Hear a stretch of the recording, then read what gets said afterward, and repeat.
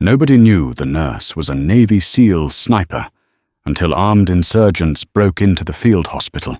"Hold the light steady, Owen, unless you want me to nick the artery," Dr. Alina Moore whispered, her voice tight with exhaustion, eyes locked on the crimson field of the patient's abdomen. "The light isn't moving, Doctor." "The world is," Owen Parker replied softly, his voice a low, calming baritone that seemed to absorb the frantic energy of the surgical tent. He didn't flinch as the mortar shell landed a mile out, rattling the trays. "Just breathe. You have the hands for this. I have the light. We're still here." The field hospital, designated Sanctuary 4, sat in the throat of the valley like a precarious afterthought of civilization.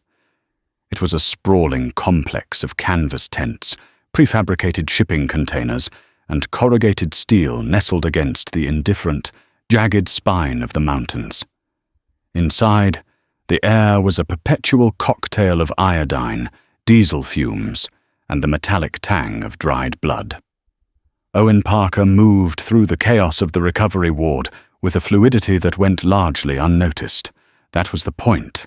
To be noticed was to be questioned, and Owen had spent the last 5 years ensuring no questions were asked.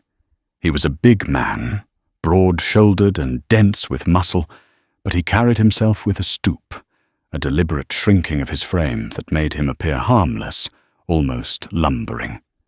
He wore scrubs that were always immaculately clean, a stark contrast to the grime that coated the rest of the staff. "Nurse Parker, bed 4 needs a catheter change, and the IV in 6 is blown," barked Ian Scott, the hospital's chief administrator. Scott was a man of sharp angles and sharper ambition, wearing a white coat that he protected more fiercely than his patients. He viewed Owen as a useful, if simple, beast of burden, reliable, quiet, and lacking the intellectual spark to challenge him. "On it, Dr. Scott," Owen said, his eyes fixed on the clipboard in his hand. He didn't look up. He didn't need to. He had already clocked the blown vein in bed 6 by the swelling of the patient's forearm from 10 feet away, and he knew bed 4 was dehydrated based on the skin turgor he'd observed while passing by 3 minutes ago. Owen moved to bed 6. The patient was a young local boy, terrified, eyes darting around the tent. Owen knelt, bringing himself to the boy's eye level, his hands large and scarred. Burn marks he claimed were from a kitchen fire years ago, moved with terrifying precision. He didn't just find the vein, he anticipated it. "Easy, son," Owen murmured. "Look at me. Ignore the needle. Just look at me." As he worked, Owen's mind did what it always did. It mapped the room. It was an involuntary reflex, a ghost from a life he had buried under certifications and nursing degrees. Exit points, north flap, south corridor, structural integrity, west wall weak, canvas tearing, hostiles, none currently. Friendlies, Dr. Moore, fatigued, compromised dexterity. Dr. Scott, non-combatant, liability. Cole Morgan, security chief, armed, proficient, but complacent. He finished the IV before the boy even flinched.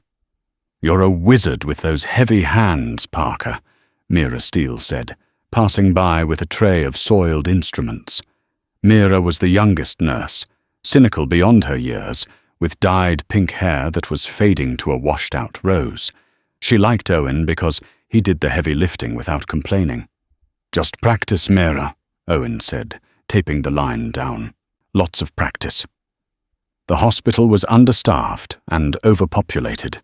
They were technically in a green zone, a demilitarized buffer, but the lines on the map meant little to the warlords and insurgents fighting for control of the lithium mines in the north.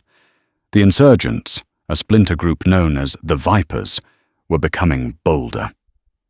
Later that afternoon, Owen found himself in the supply depot, organizing boxes of saline.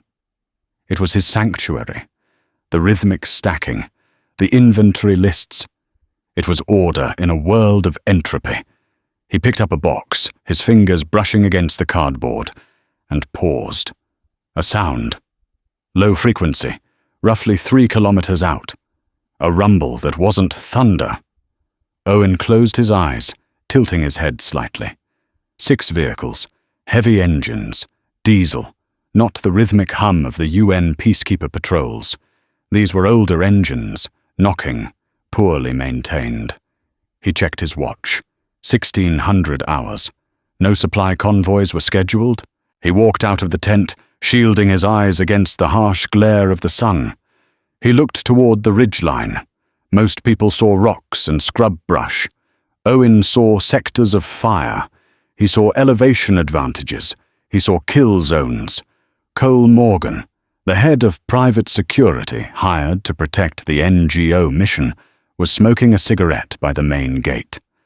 Cole was a former Marine, sturdy and capable, but he had grown soft in the years of private contracting. He saw Owen approaching and exhaled a plume of smoke.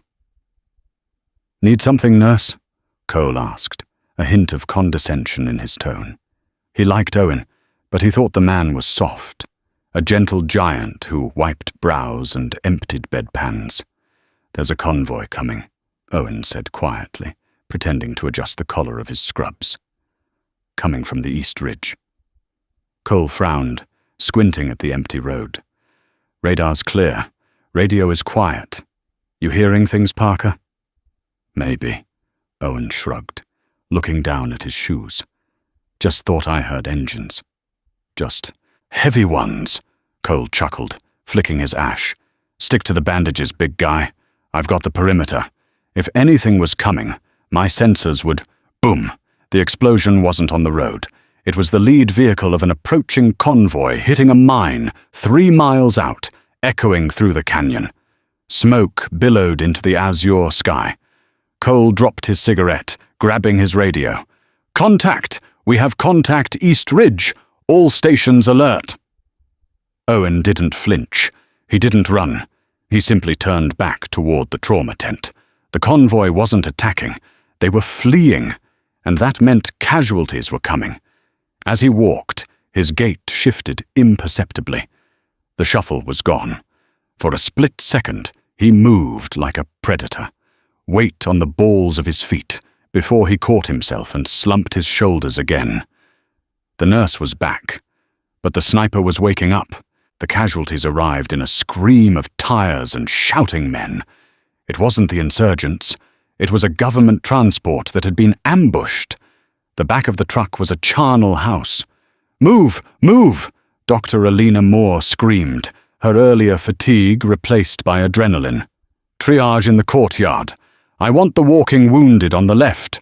Criticals on the right." Owen was already moving. He lifted a groaning soldier from the truck bed, as if the man weighed nothing, cradling him to avoid exacerbating the shrapnel wound in the man's chest. He laid him on a gurney and immediately began cutting away the uniform. "BP is crashing," Mira Steele yelled from the next stretcher. "I can't get a line." "I owe access," Owen said calmly, sliding past her. He grabbed a drill-like device. "Drill the tibia. Do it, Mira." Mira hesitated.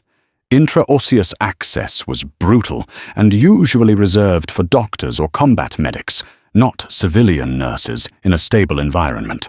"Do it," Owen commanded. His voice wasn't the gentle murmur of the ward nurse anymore. It was cold steel.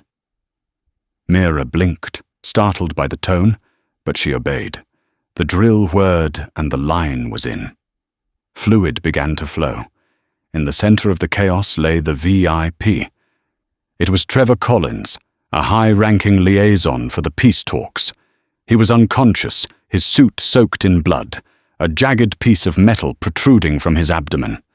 Beside him, clinging to his hand, was Lydia Blackwell, his aide.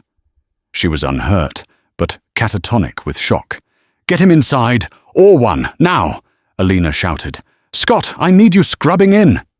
"I'm managing the logistics," Ian Scott protested, looking at the blood with distaste. "We don't have the blood reserves for a laparotomy of this scale if he's nicked the aorta." He dies. The peace talks die, Ian. Get in there, Alina roared. Owen pushed the gurney, running alongside it. He looked at the wound. The angle of entry suggested the shrapnel had missed the liver, but might have clipped the vena cava. It was a messy wound, a jagged tear. I need a first assist, Alina said, as they transferred Collins to the table. My usual assist is down with dysentery. I'll do it, Ian said, though he looked pale. No, Alina said, looking at Ian's shaking hands. She looked around the room. Her eyes landed on Owen.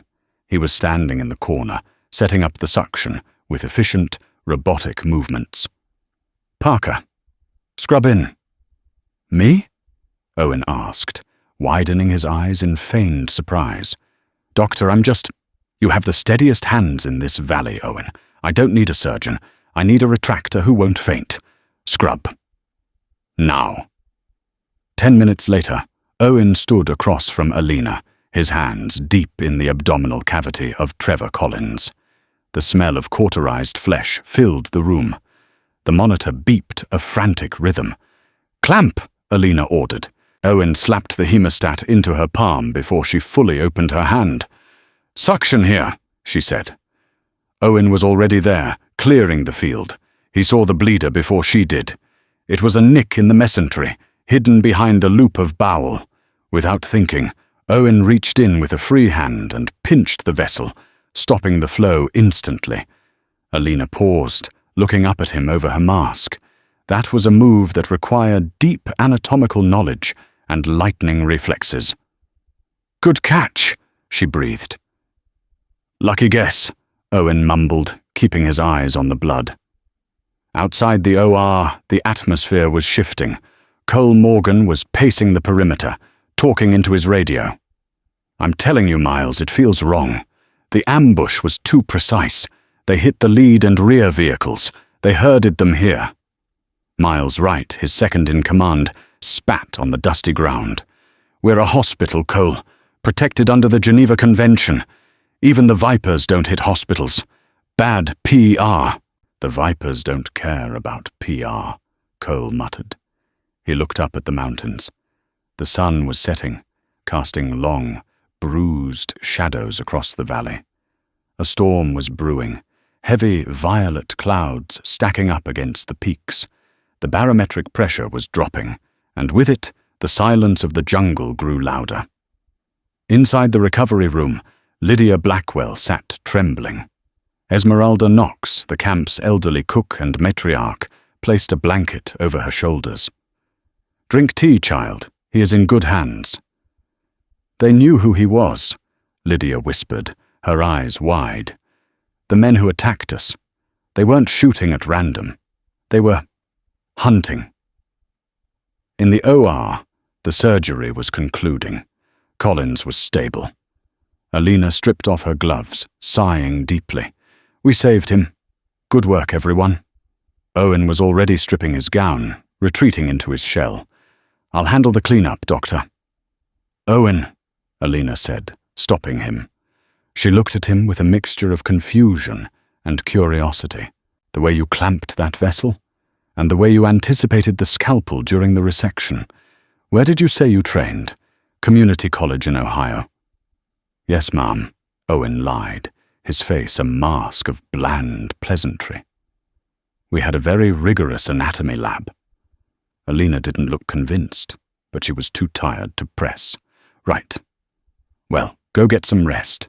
It's going to be a long night. Owen walked out of the OR and straight to the roof of the main container block. The wind was picking up, whipping his scrubs against his legs. The storm was here. He stood in the darkness, letting the rain hit his face. He wasn't resting. He was hunting. He scanned the ridgeline again. No lights. No movement.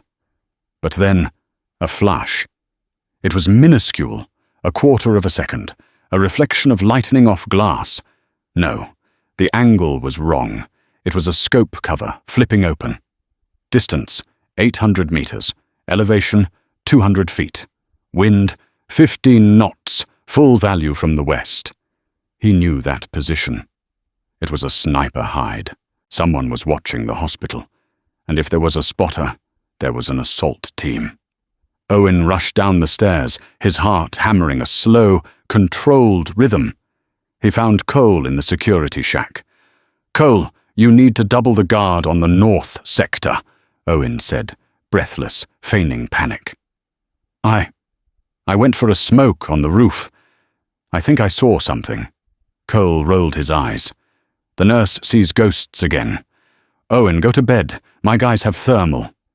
"Thermals don't work well in this heavy rain, Cole.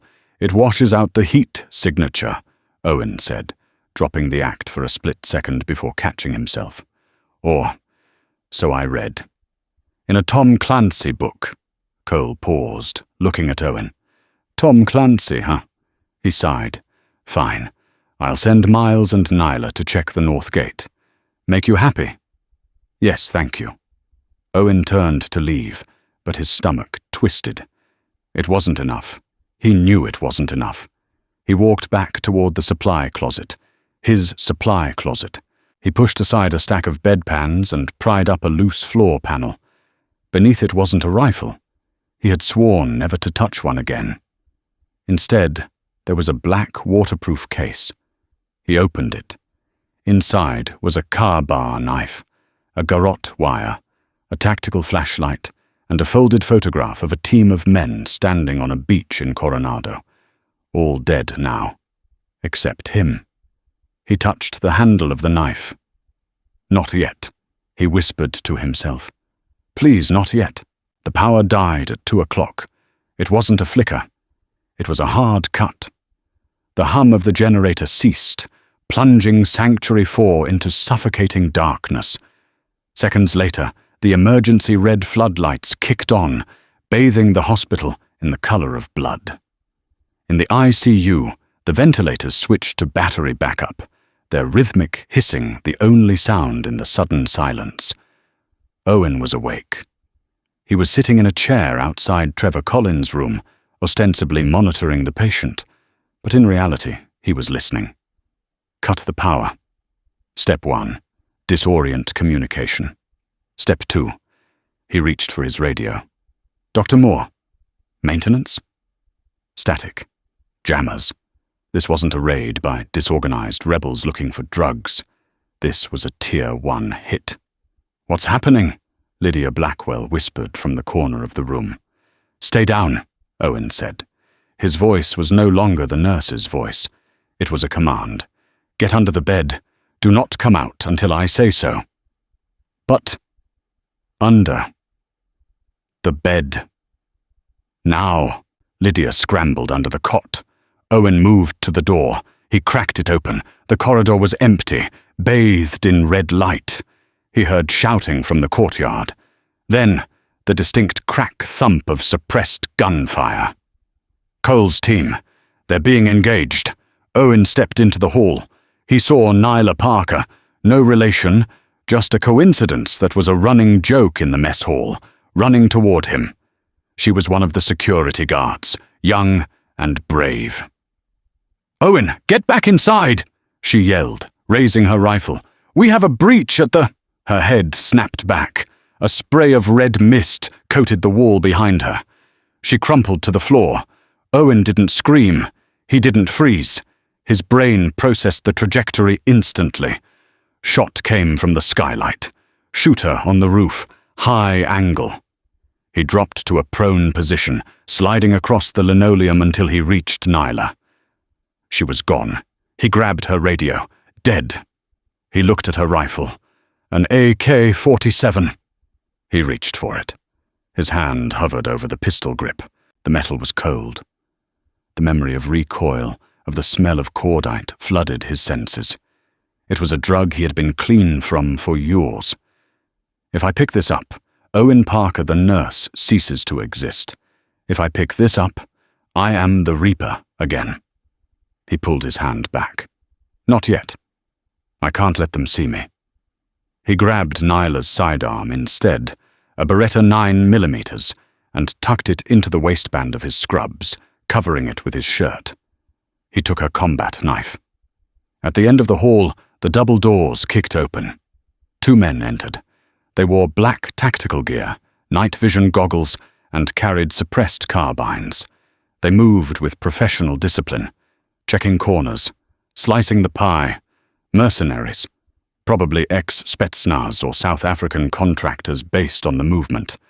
Owen was unarmed in their eyes, a terrified medical worker cowering by a body. He stood up, hands raised, trembling. He summoned every ounce of acting ability he had. "Please, don't shoot! I'm just a nurse! Please!"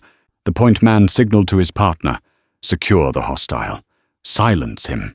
The second man approached Owen, weapon lowered, pulling a zip tie from his vest. He underestimated the distance. He underestimated the target. As the man reached out to grab Owen's shoulder, Owen exploded. It was a blur of motion too fast for the human eye to track in the dim light. Owen's left hand trapped the mercenary's wrist, twisting it outward to break the radius bone with a sickening snap. Simultaneously, his right hand drove the heel of his palm into the man's chin, shutting the brain off instantly. The mercenary collapsed. The point man, 20 feet away, raised his rifle. Owen didn't have a gun in his hand. He had a scalpel he'd palmed from his pocket minutes ago. He flung it. It wasn't a precision shot intended to kill. The distance was too great. But it buried itself in the point man's shoulder, right in the gap of his body armor.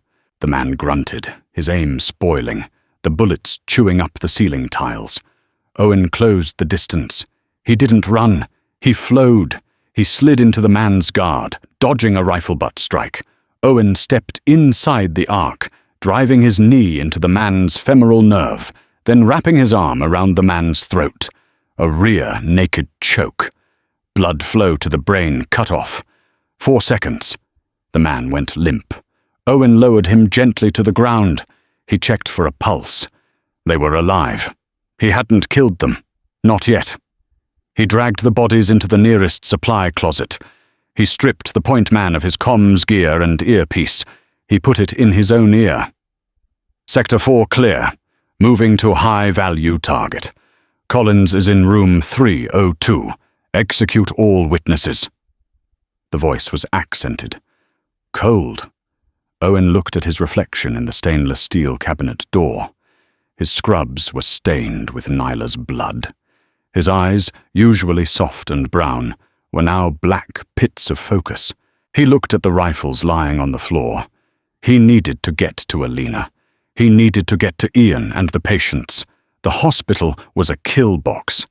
He keyed the mic on the dead mercenary's radio, clicking it twice, a signal for "message received" to buy time. Then he turned to the closet shelves. He grabbed a roll of duct tape, a bottle of isopropyl alcohol, and a handful of surgical shears. "Cole is down or pinned," Owen muttered to himself. "Miles is dead. It's just me." He looked at his hands. They weren't shaking anymore. "Nurse Parker is off at duty," he whispered. He moved back into the hallway, fading into the shadows as if he were made of them. The hunt had begun.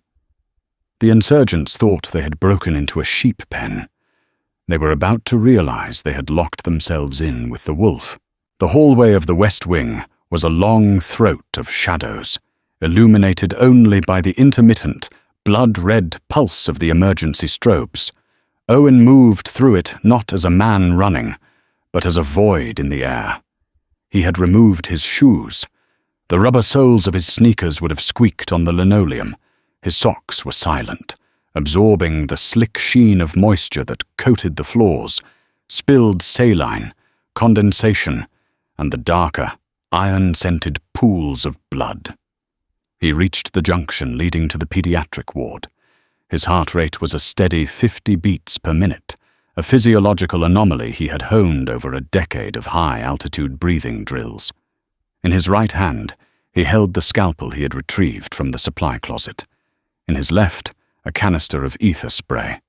Ahead, the sound of heavy boots.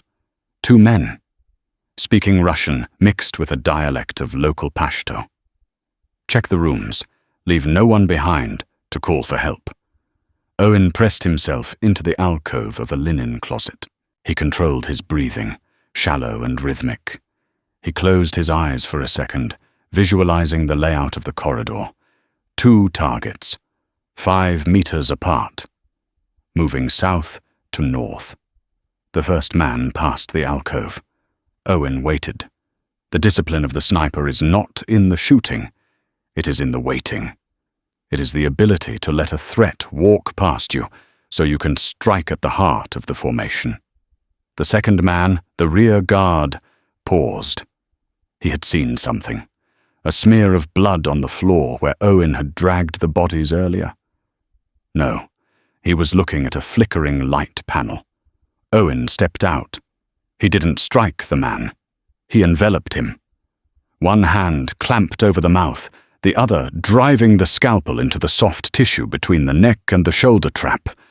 Not lethal, but agonizing and paralyzing to the brachial plexus. As the man's knees buckled, Owen guided him silently to the floor, applying pressure to the carotid. The man went limp without a sound. The point man, 5 meters ahead, turned around. Sergei? He saw nothing but the red strobe and the empty hallway. Sergei? The point man raised his rifle, stepping back toward the alcove. He was professional, keeping his weapon tight, scanning his sectors. But he was looking for a fighter. He was looking for a soldier in kit. He wasn't looking for a shadow on the ceiling. Owen had braced himself in the upper frame of the linen closet doorway, legs locked against the jambs like a spider. As the mercenary passed underneath, Owen dropped. He landed silently behind the man. Before the mercenary could turn, Owen looped the garrote wire, improvised from a heavy-gauge IV line, around his throat. He pulled back, using his own body weight as the anchor. The struggle was violent, but brief. 10 seconds of thrashing, and then stillness. Owen dragged the second body into the pediatric ward. The room was empty of children. They had been moved to the basement shelter during the initial mortar attack. Empty cribs stood like skeletal cages in the red light. He checked the mercenaries' gear, flashbangs, frag grenades, spare magazines. He took the flashbangs and the grenades. He left the rifles. A rifle was a commitment. A rifle said soldier. If he was seen with a rifle, his cover was blown forever. If he was seen with a grenade, well, anyone could pick up a grenade in a panic. He was still clinging to the shred of his identity as Owen Parker, the nurse. He keyed the stolen earpiece again. Team leader to Alpha. Status on VIP? Alpha here. We have secured the surgical wing. Dr. Moore is uncooperative. We are moving her and the remaining staff to the central atrium. We need the codes for the pharmacy safe. Owen's blood went cold. Alina. They didn't just want the VIP. They wanted the drugs. The fentanyl, the morphine, the oxycodone. This was a supply run disguised as an assassination, or perhaps both. And they had Alina. He needed to get to the atrium, but he couldn't just walk in. There would be at least 6 hostiles guarding the hostages. He looked at the oxygen tanks lining the wall of the ward. Explosive potential. He grabbed a wrench from a maintenance cart and began loosening the valves on 3 large O2 tanks. The hissing sound filled the room. He tipped them over, pointing the nozzles toward the doorway. Then, he grabbed a bottle of rubbing alcohol and a box of matches from the nurse's station. Diversion, he whispered. He lit the match. Dr. Alina Moore knelt on the cold tiles of the atrium floor, her hands zip-tied behind her back. Beside her, Ian Scott was weeping quietly, a sound that grated on her nerves almost as much as the muzzle of the AK-47 pressed against her temple. "The codes, Doctor," the leader said. He was a giant of a man, skin like tanned leather, wearing a beret and a smirk that suggested he enjoyed his work too much. "Open the pharmacy, and perhaps I let your crying friend live." "I don't have the codes," Alina said, her voice shaking but defiant. "Only the chief pharmacist has them, and he's on leave." "Lies," the leader sighed. He racked the slide of his rifle. "We watched this place for weeks. You signed for the delivery yesterday." He aimed the rifle at Ian's knee. "No!" Alina screamed. "Don't! 3 seconds," the leader said. 1! The atrium was filled with about 20 staff members and a dozen walking wounded, all huddled in terror. In the center stood the leader and 4 of his men. The rest were patrolling the perimeter. 2! Boom! A massive explosion rocked the West Wing. A fireball erupted from the pediatric ward hallway, blowing the doors off their hinges and sending a shockwave of heat and dust rolling through the complex. The oxygen tanks had turned into missiles, tearing through the drywall and creating a chaotic inferno. The ground shook. The mercenaries stumbled, turning toward the blast. "RPG!" one of them shouted. "We are taking fire!" "Secure the perimeter!" the leader roared, taking his eyes off Alina for a fraction of a second. That was when the lights went out completely. The emergency generator had been severed by the blast. Total, pitch blackness enveloped the atrium. Then the screaming started. Not from the hostages, but from the guards. Thwack, a sound of wet meat being struck. Crunch, the sound of bone snapping. "Flashlights! Flashlights!" the leader screamed, firing a burst blindly into the dark ceiling. Beams of tactical lights cut through the dust-choked air. They swung wildly. One beam caught a glimpse of movement near the pharmacy door. A large, bulky shape moving with impossible speed. "There!" a guard yelled. He fired. The bullet sparked against the steel doorframe, but the shape was gone. In the confusion, Alina felt something sharp touch her wrists. She gasped, flinching. "Stay quiet," a voice whispered in her ear. It was low, calm, and familiar. But it wasn't the voice of the man she knew. It was deeper, vibrating with a terrifying intensity. The zip ties snapped. "Owen," she breathed. "Get Ian, get to the basement. Go now," the voice commanded. "But..." "Go." He shoved her toward the shadows. Alina grabbed Ian by the collar of his lab coat and dragged him into the darkness of the physiotherapy corridor, just as the mercenary flashlights swept back to where she had been standing. "They're gone," the leader shouted. "Find them, and kill whoever set off that explosion." High above them, on the jagged metal walkway of the atrium's ventilation maintenance gantries, Owen Parker watched. He lay flat against the grating, invisible in the gloom. He had dropped down, cut the bonds, and vanished back into the rafters in under 8 seconds. He looked down at the leader. He had a clear line of sight, but he had no gun. He had a bag of saline solution and a heavy defibrillator battery he had snagged from a crash cart. He calculated the drop. Height, 12 meters. Target velocity, stationary. Projectile weight, 2.5 kilograms. He waited for the leader to step under the gantry.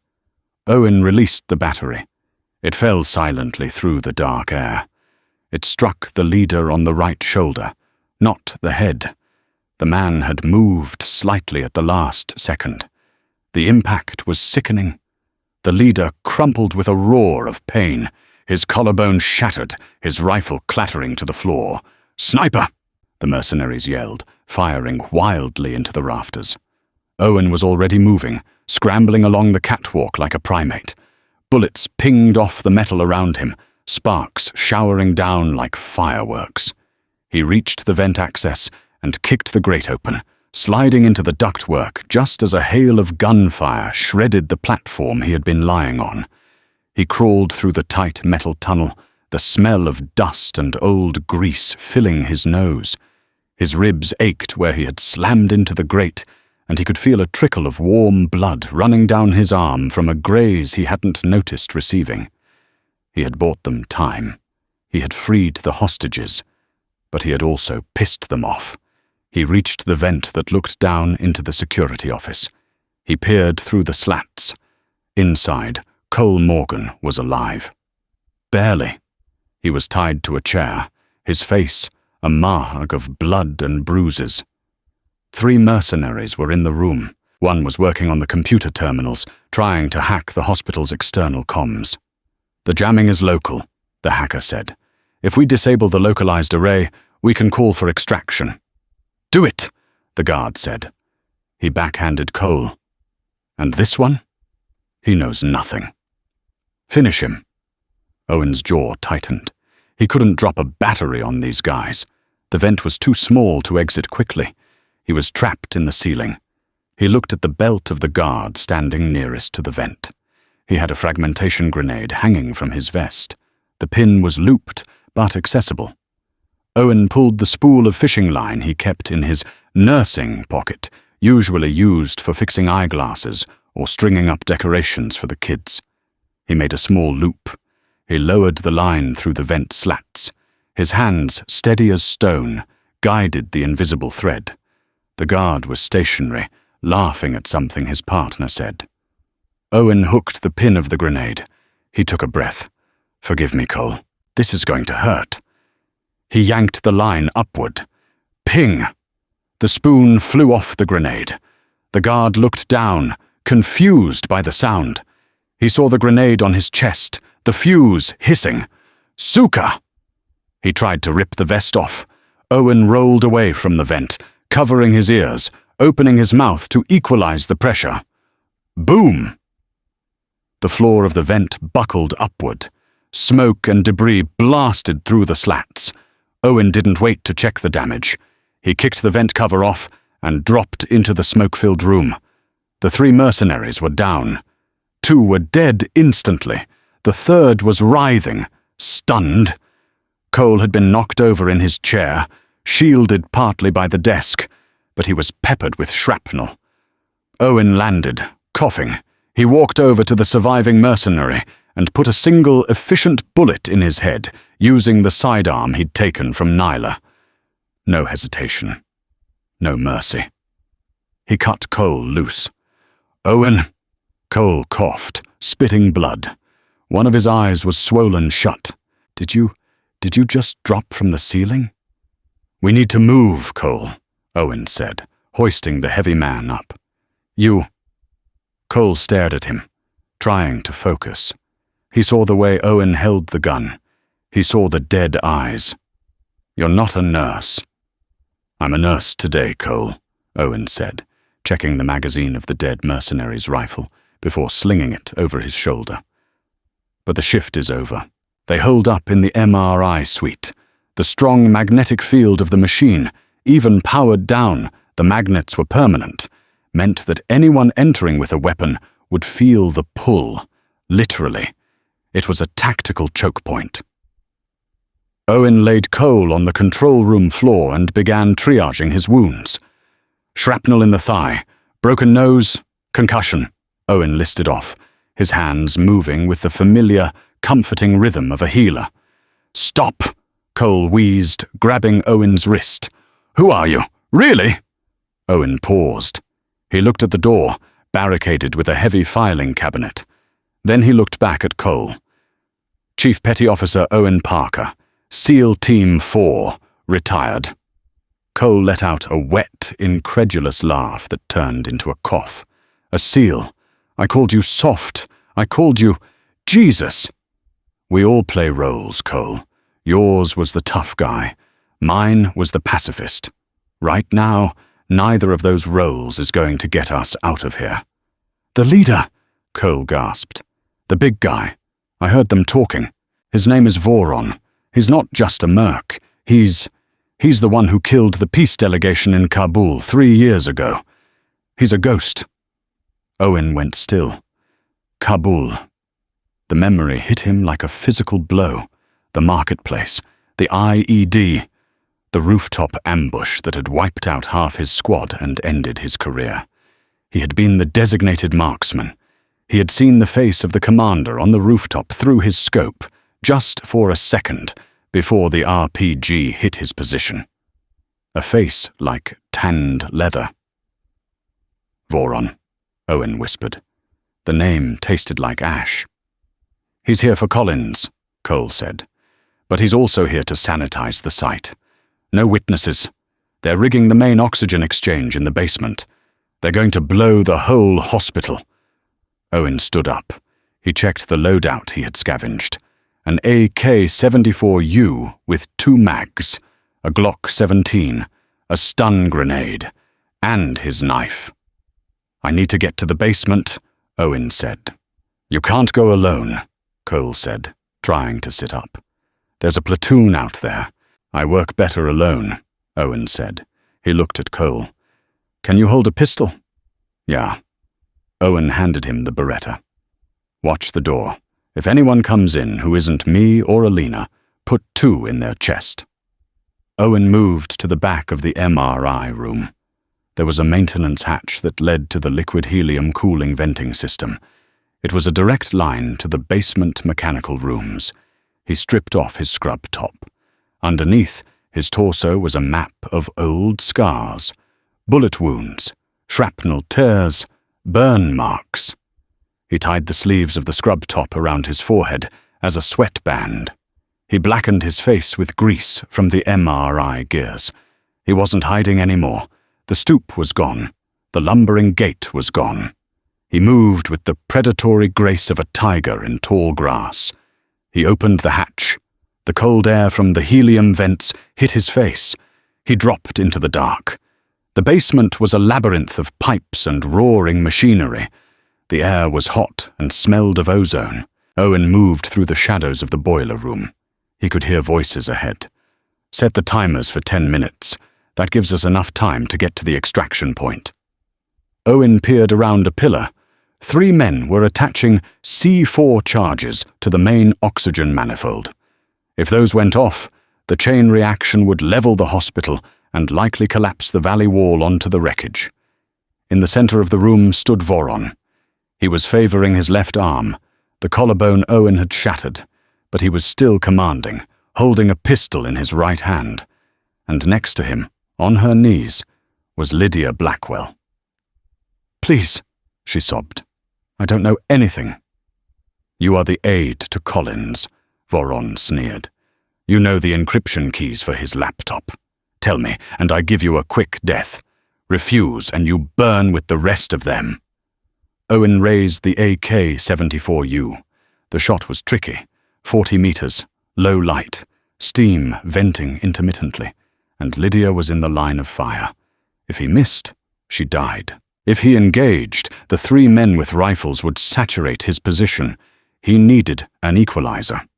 He looked up. A high-pressure steam pipe ran directly over Voron's head. Owen shifted his aim. He wasn't aiming for the head. He was aiming for the valve. He exhaled. The world narrowed down to the front sight post. The heartbeat slowed. The noise of the boiler room faded. Squeeze! The rifle barked once. The valve on the steam pipe exploded. A jet of superheated steam, screaming like a banshee, blasted downward directly onto Voron and his men. They screamed as the scalding vapor hit them, blinding and burning them instantly. Contact! Voron roared, stumbling back, his skin blistering. Owen dropped from the catwalk, landing on the concrete floor. He didn't fire again. He sprinted. He hit the first mercenary, while the man was still wiping steam from his eyes. A butt stroke to the temple shattered the man's orbital bone. Owen spun, using the momentum to drive his knife into the kidney of the second man. Voron, half-blinded, fired wildly in Owen's direction. Owen slid behind a generator block. Bullets chipped the concrete inches from his face. I know you! Voron shouted, his voice raw with pain and rage. You are the one from the atrium, the ghost. I'm the one from Kabul, Owen yelled back. Silence. The shooting stopped. Kabul, Voron laughed, a harsh, grating sound. Kabul was a long time ago. I killed many men in Kabul. You missed one, Owen said. He popped up, not firing but throwing the stun grenade he had saved. It bounced off the wall and landed at Voron's feet. Bang! The flash was blinding, even in the well-lit room. Voron staggered, deafened. Owen vaulted the generator. He kicked the gun out of Voron's hand. Voron was huge, and even wounded. He was a monster. He roared and lunged at Owen, grabbing him by the throat with his good hand. He lifted Owen off the ground, slamming him against a pillar. Owen's vision swam. The grip was like iron. "You are nothing," Voron spat, his face inches from Owen's. "Just a nurse." Owen's hand found the combat knife in his belt. "I'm the cure," Owen wheezed. He drove the knife upward, under Voron's ribs, angling for the heart. Voron gasped, his eyes going wide. His grip loosened. Owen didn't let go of the knife. He twisted it. Voron slumped against him, heavy and dying. "Who?" Voron gurgled, blood bubbling on his lips. "Who are you?" Owen leaned in close, his voice a whisper in the dying man's ear. "I'm the guy who holds the light." He pulled the knife free and let the body fall. Owen turned to Lydia. She was curled in a ball, shaking uncontrollably. "Lydia," Owen said, his voice shifting instantly back to the gentle baritone of the nurse. He knelt beside her, checking her for injuries. "It's okay. It's over. Look at me." She looked up at him. She saw the blood on his face, the rifle on his back, the dead men around them. But she also saw his eyes, the same kind, patient eyes that had brought her tea just hours ago. "Owen," she whispered. "We have to go," he said. "The timers." He looked at the C4. The countdown read 0400. "Can you disarm them?" Lydia asked, her voice trembling. Owen looked at the wiring. It was complex. Anti-tamper loops, mercury switches. "I can," Owen said. "But not here, not like this." He grabbed the detonators. He knew how these worked. If he cut the blue wire, it might blow. If he cut the red, it might blow. But he saw the receiver. It was wireless. He smashed the receiver with the butt of his rifle. The lights on the C4 blinked out. "Low-tech solution," he muttered. He helped Lydia up. "Come on, let's get you upstairs."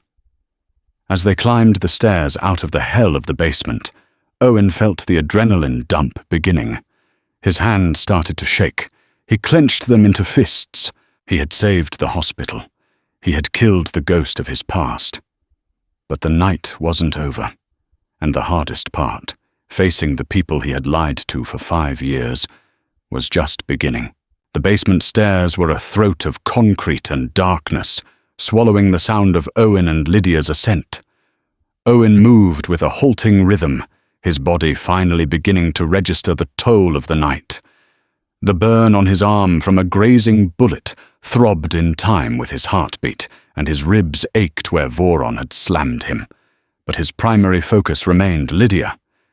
She was moving on autopilot, her eyes wide and glassy, shock acting as a temporary anesthetic against the horror she had witnessed. "Stay close to the wall," Owen whispered, his voice barely audible over the distant, chaotic shouting from the floors above. "Voron is dead, but the snake still has a tail. They'll be disorganized, panicked. That makes them dangerous." They reached the landing of the ground floor. The heavy steel door was slightly ajar. Owen peered through the crack. The corridor leading to the MRI suite was smoke-choked, the air thick with the acrid smell of burnt plastic and cordite. "My office," Lydia whispered, her voice cracking. "My phone. I need to call someone." "No calls," Owen said, gently but firmly. "Electronic signatures are how they found us. We go to the MRI. We regroup." He pushed the door open, leading with the barrel of the AK-74U. The corridor was empty of the living, but the debris of the battle was everywhere. Shattered ceiling tiles, overturned gurneys, and the ominous dark smears on the walls. As they passed the cafeteria, a burst of static erupted from a radio on a dead mercenary's belt nearby. "Voron is non-responsive. Sector 4 reporting multiple casualties. Who is doing this? Is it the Americans? Over." Owen paused, listening. The voice was frantic. The discipline was breaking. "Burn it!" Another voice cut in, harsh and crackling. "Burn the evidence. Set the charges on the structural pillars in the East Wing. We leave in 5 minutes." Owen's eyes narrowed. The East Wing held the recovery wards. It was where the immobile patients were. "Change of plans," Owen murmured. He looked at Lydia. "You need to get to the MRI room. Cole is there.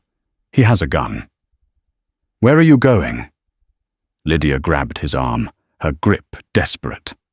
"They're going to bring the roof down on the patients," Owen said. "I have to stop them." "You can't," she pleaded. "There's too many of them." "Run, Lydia. Count to 3, then run." He didn't wait for her to argue. He broke cover, sprinting not toward safety, but toward the heart of the East Wing. He moved differently now. The stealth was gone. This was violence of action. Speed was his armor. He rounded the corner into the East Wing hallway, just as 2 mercenaries were taping rectangular blocks of C4 to the support columns. They were sloppy, rushing, looking over their shoulders. Owen didn't slow down. He fired a 3-round burst while on the move. The first mercenary dropped, the detonator spinning across the floor. The second mercenary spun around, fumbling with his rifle. Owen didn't shoot him. He didn't want a stray round hitting the explosives. He closed the distance, using the rifle as a battering ram, driving the stock into the man's face. The mercenary crumpled. Owen checked the charges. No timers yet. He ripped the detonators out and crushed them under his boot. "Clear!" he whispered. But then, the sound of a heavy-caliber machine gun erupted from outside. Thump, thump, thump, thump.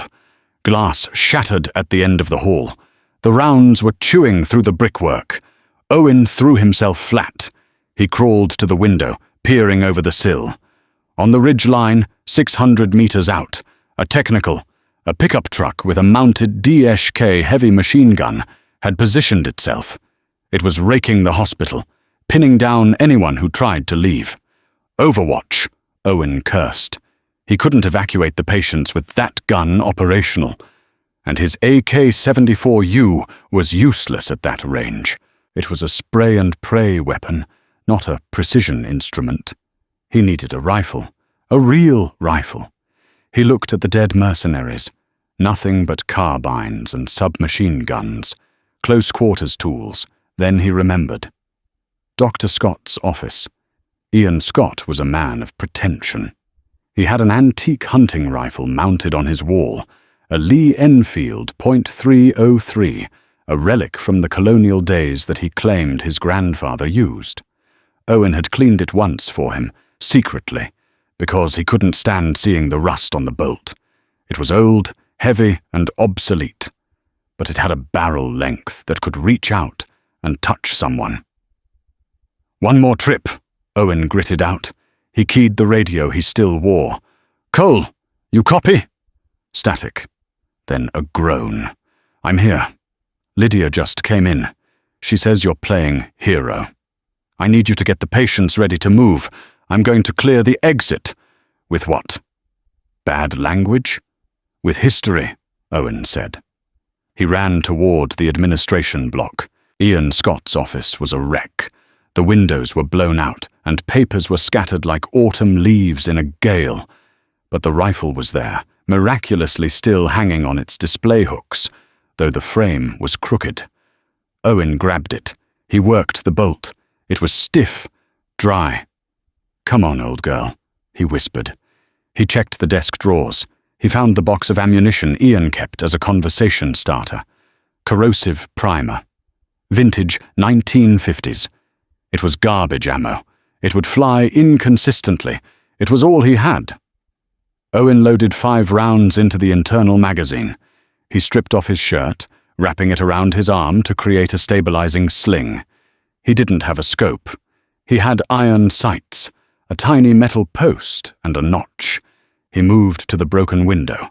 He dragged a heavy oak desk over to use as a firing platform. He looked out. The DSK on the ridge was flashing, sending tracers into the courtyard where Alina and the others were trying to stage an evacuation. Distance: 600 meters. Target: machine gunner. Size: head and shoulders. Iron sights. It was an impossible shot. The front sight post would completely obscure the target at that range. He had to aim using Kentucky windage, guessing the holdover. Owen closed his eyes for a second. He wasn't in a wrecked office anymore. He was back on the beach in Coronado. He was in the mountains of Kandahar. He was breathing the salt air and the dust. Breath in, breath out. Natural respiratory pause. He opened his eyes.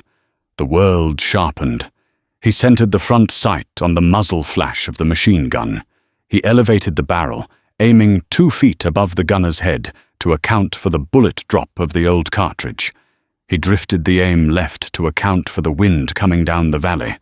The gunner fired again. The noise was deafening, a jackhammer against the hospital walls. Owen squeezed the trigger. Crack!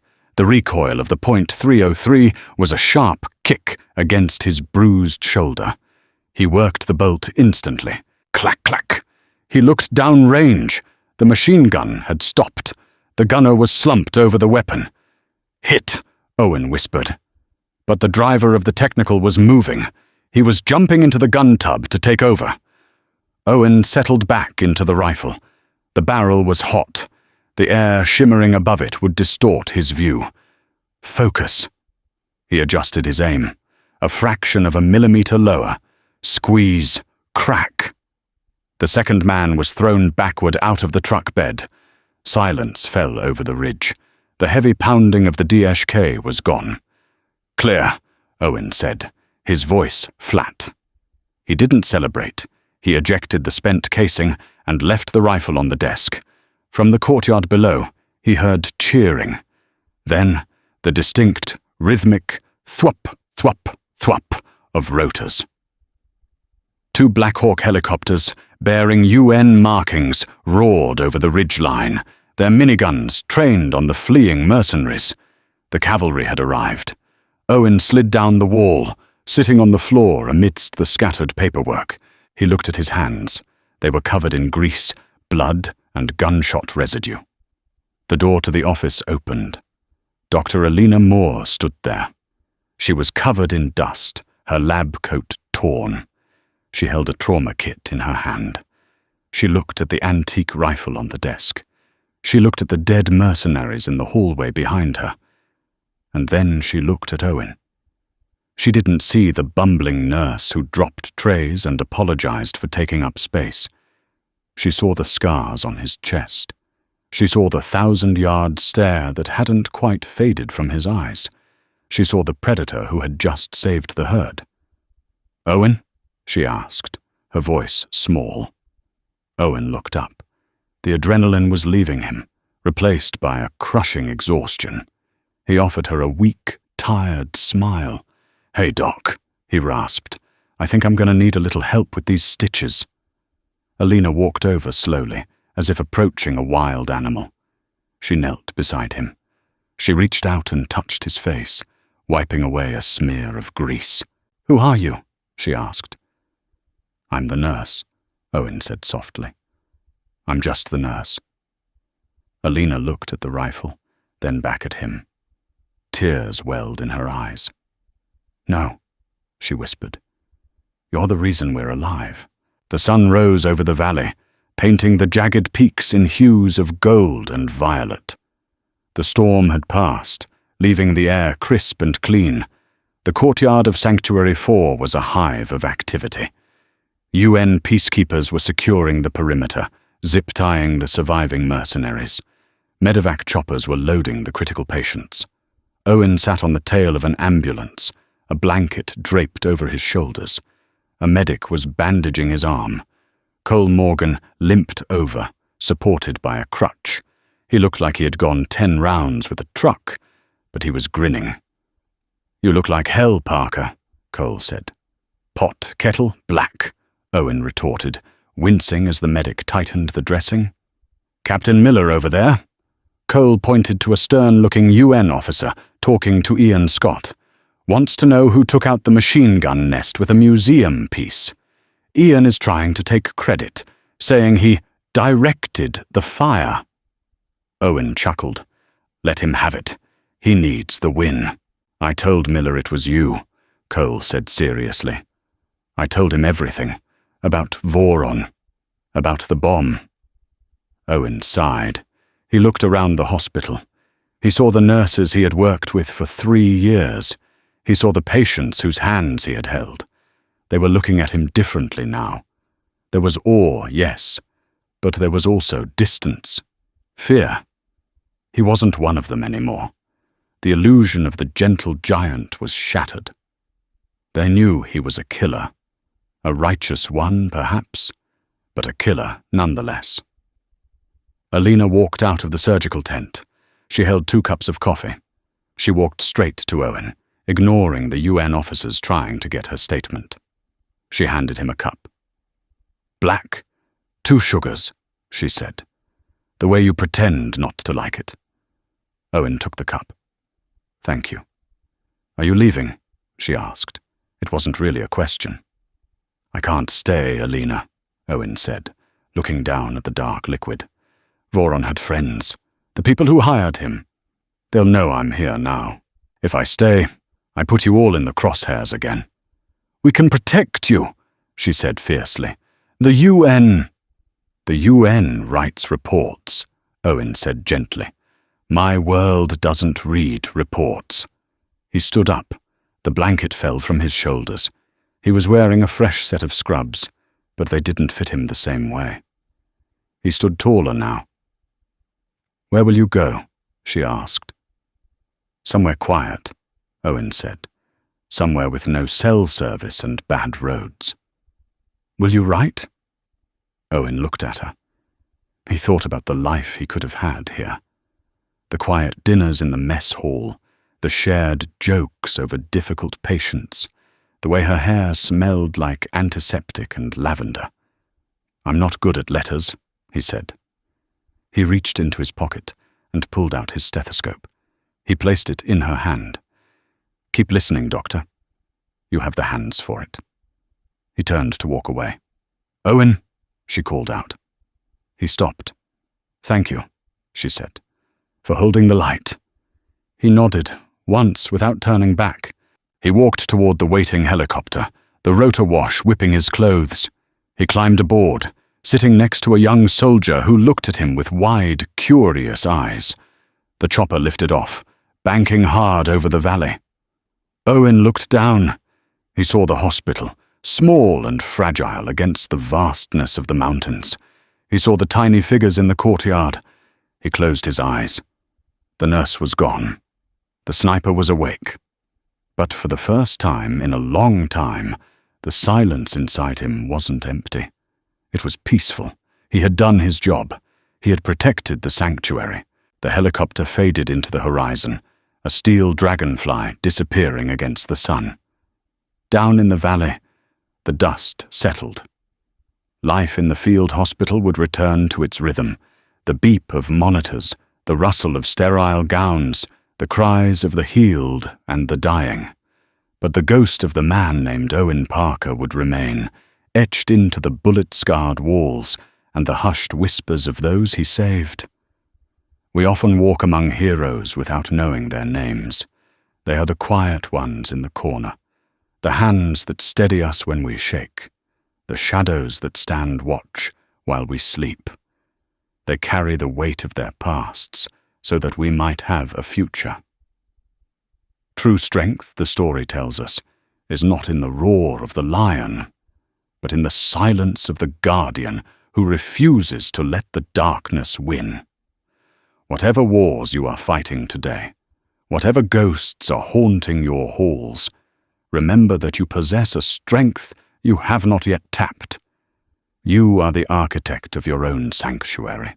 If this story moved you, if you felt the tension in the dark and the relief of the dawn, please like this video to help us share more stories of hidden valor. Share it with someone who needs a reminder of their own inner strength.